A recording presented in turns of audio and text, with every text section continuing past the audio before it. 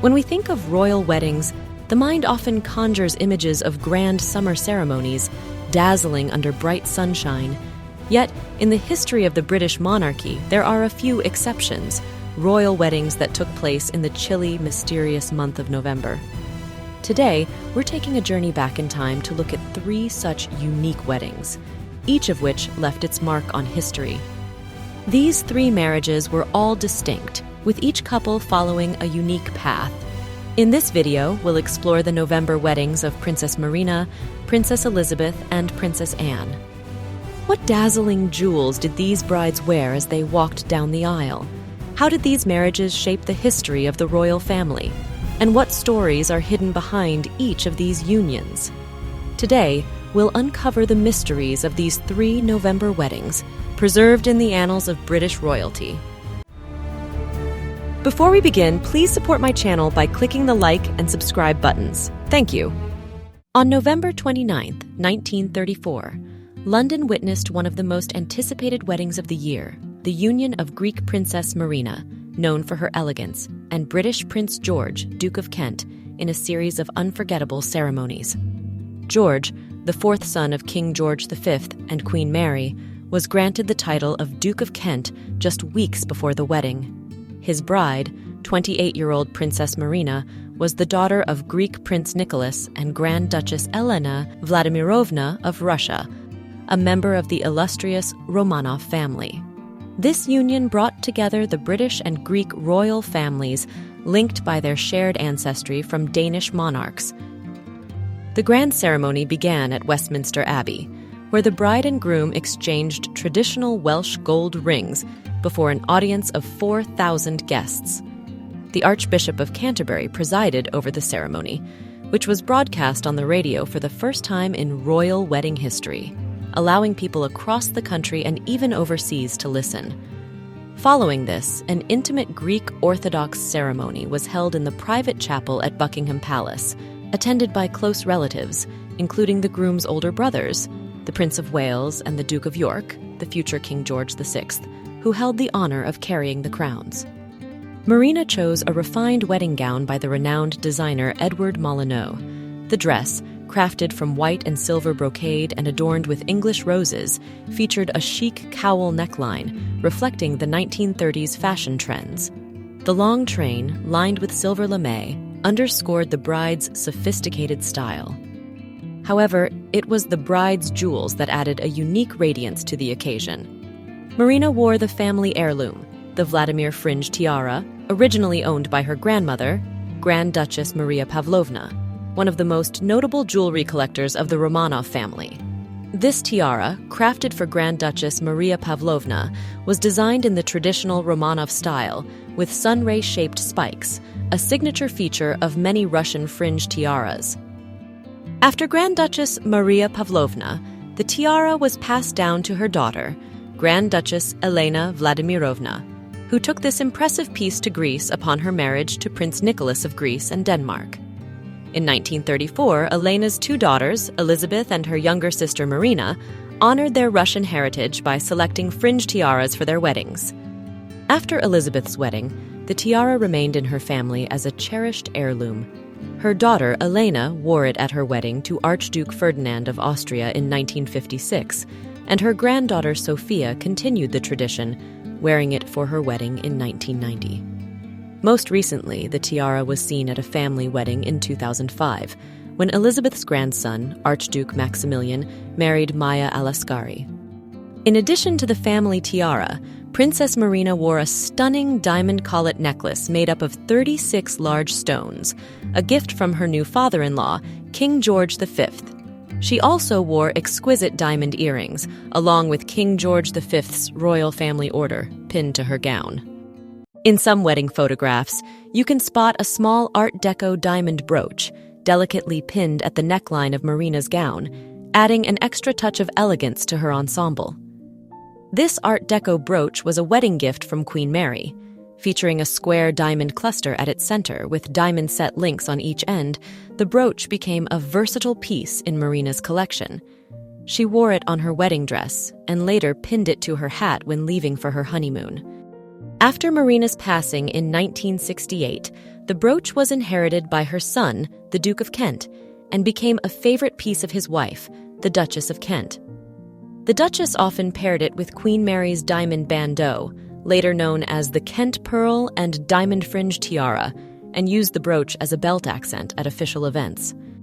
Princess Marina also wore her engagement ring, chosen by Prince George in 1934 from Cartier. The ring featured a stunning square-cut cashmere sapphire, flanked by baton-cut diamonds in a platinum setting. Known for its incomparable deep blue hue, the cashmere sapphire was a fitting choice for Marina, whose love for this gemstone was well known.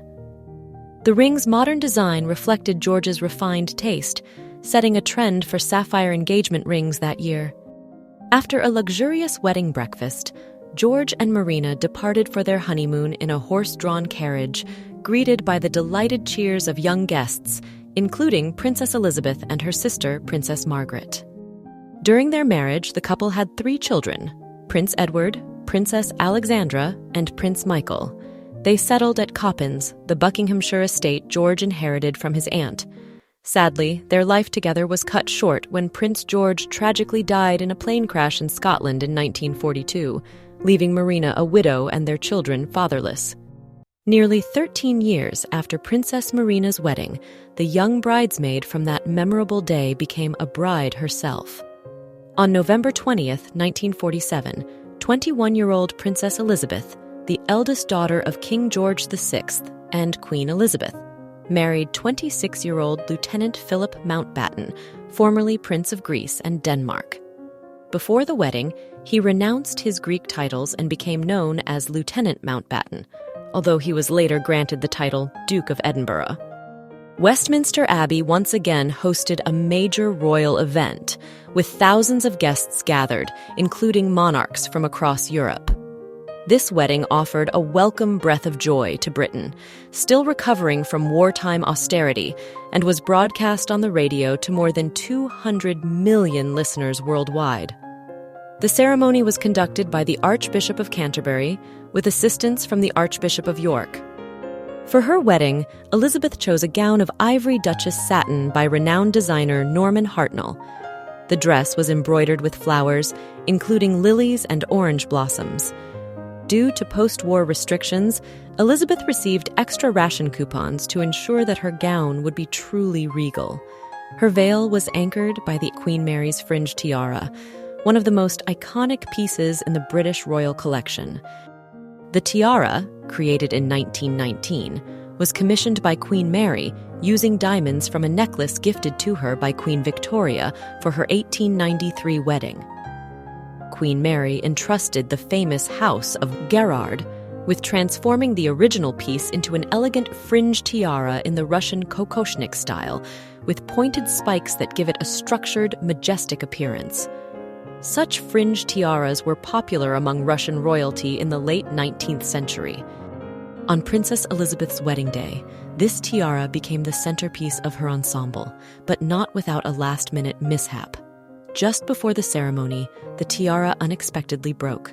The panicked attendants called on Gerard jewelers, who rushed to the palace and managed to repair the piece within minutes of Elizabeth's walk down the aisle. In some of the day's photographs, a small gap from the quick repair is visible. In addition to the tiara, the princess wore 2 pearl necklaces, the Queen Anne and Queen Caroline strands. These pearls, containing 46 and 50 pearls respectively, were a gift to Queen Victoria and were said to have belonged to royals as far back as the Stuart and Hanoverian dynasties.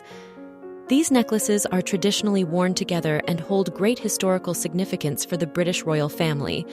However, amidst the pre-wedding excitement, the necklaces were accidentally left on display with the wedding gifts at St. James's Palace, rather than being brought to Buckingham Palace for the ceremony. When it was discovered that the necklaces were missing, there was very little time to spare. Princess Elizabeth's private secretary, Jock Colville, immediately set off to retrieve them from St. James's Palace. Borrowing King Haakon VII of Norway's limousine to speed through the crowd surrounding Buckingham Palace, Colville eventually found himself unable to proceed by car. Realizing the urgency, he abandoned the limousine and ran through the sea of people, carrying the necklaces by hand. He made it back to the palace just in time, delivering the necklaces to the princess moments before the ceremony. This heroic act, worthy of a rescue mission, added another layer of legend to the royal wedding.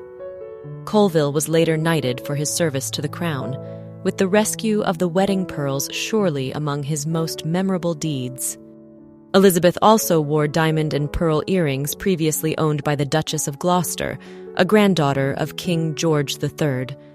The earrings were gifted to Elizabeth by her grandmother, Queen Mary, in early 1947. On Elizabeth's finger sparkled her engagement ring, a piece rich with family history. When Philip proposed, he commissioned the ring from London jeweler Philip Antrobus Limited, using diamonds from a tiara that belonged to his mother, Princess Alice of Battenberg. The ring featured a 3-carat central diamond surrounded by smaller stones, giving it a refined elegance in line with Elizabeth's tastes. Philip used the remaining diamonds from the dismantled tiara to create a wedding gift for Elizabeth, a platinum and diamond bracelet, also crafted by Philip Antrobus Limited. On the wedding day, Philip placed another ring on Elizabeth's finger, her wedding band made of Welsh gold. This piece of gold, sourced from the Clogau St. David's mine in Bontddu, had been reserved for royal wedding rings since 1923, establishing a cherished British royal tradition. After the ceremony, members of the royal family gathered for the traditional group photograph in the throne room at Buckingham Palace. Standing at the forefront were King George VI, Queen Elizabeth, Queen Mary, Princess Andrew of Greece, and other family members. Later, the newlyweds appeared on the Buckingham Palace balcony to greet the enthusiastic crowds gathered to celebrate this momentous occasion.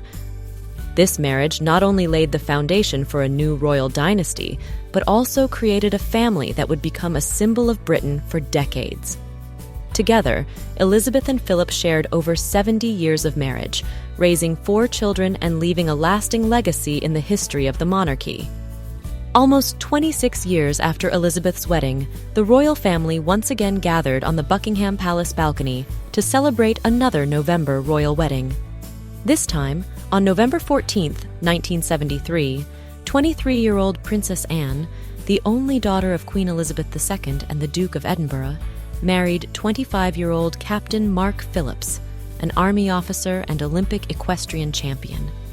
The couple had met at an equestrian event in 1968, quickly bonding over their shared love of horses, and announced their engagement on May 29, 1973. For her wedding, Anne chose a Tudor-inspired gown by designer Maureen Baker, featuring a high neckline, long wide sleeves, and a flowing train. In keeping with tradition, she secured her veil with Queen Mary's Fringe Tiara, the same tiara her mother, Queen Elizabeth II, wore at her own wedding. The tiara continued its legacy when it was worn by Princess Beatrice for her wedding in 2020, adding a modern chapter to its rich history. Anne's wedding jewelry included an engagement ring, modest by royal standards, fitting her unpretentious style and character. Custom made by Gerard, it featured an oval sapphire flanked by 2 diamonds, all set in yellow Welsh gold. As Anne described it, "You see, it's pretty simple, a sapphire in the middle and a diamond on each side."